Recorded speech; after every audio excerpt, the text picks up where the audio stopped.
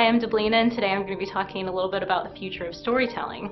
As we know, the art of storytelling has been around a really long time, and in some ways it's been such an essential part of our society that it's really hard to think of it really changing that drastically. But as we know, it's changed a lot over the years. I mean, you always hear about in ancient times how stories were usually told orally, and some cultures have kind of kept up those oral storytelling traditions throughout the years. But in recent centuries, we've seen what I think of as more of a structured approach to storytelling, especially through fields like publishing, journalism, television, and filmmaking. So traditionally, in this more structured approach, you see that there may be someone who's creating a story, but there's also kind of an authority figure or a gatekeeper who's assessing the story and deciding whether or not it's worthy to see an audience. And then even if that gatekeeper decides that the story is worthy, he or she will probably tweak it and manipulate it a little more. And so what the final product that the audience sees is something that's really controlled.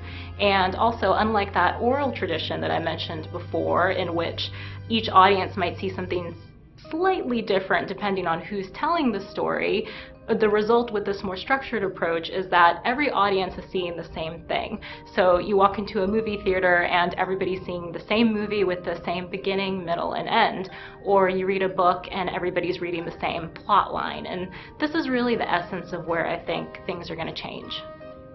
In the past few years, we've seen people take more and more control over storytelling, especially through the internet. With blogging, for example, people can tell their own stories without the need of a gatekeeper to decide whether or not they should put their stuff out there.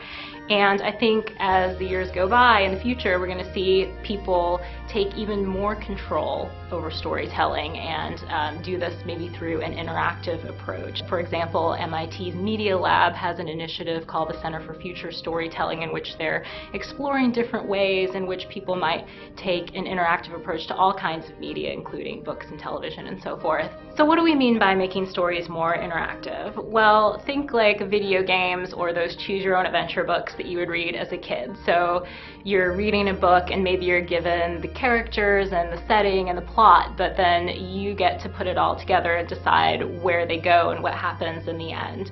In television, a more interactive experience might include anything from, figuring out the result of a story to choosing which character you follow in a story. And maybe in live television, you'll even decide which camera angle you want to look at.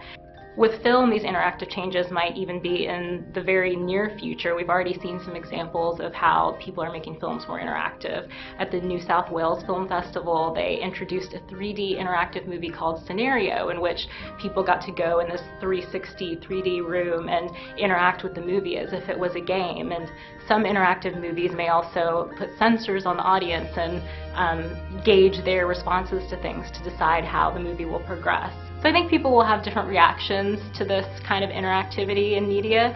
I think that some people will find it, as they do with blogs, some people will think that the quality has gone down in storytelling a little bit.